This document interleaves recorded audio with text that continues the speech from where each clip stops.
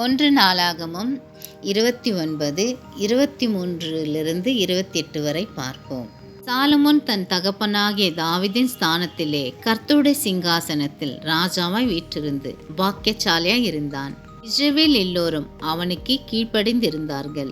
சகல பிரபுக்களும் பராக்கிரமசாலிகளும் தாவீதின் ராஜாவினுடைய சகல குமாரர் கூட ராஜாவாகிய சாலமோனுக்கு அடங்கியிருந்தார்கள்.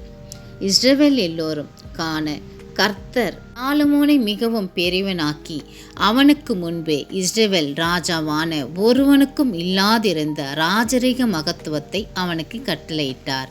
இவ்விதமாய் ஈசாக்கின் குமாரனாகிய தாவீது இஸ்ரவேல் அனைத்திற்கும் ராஜாவாய் இருந்தான்.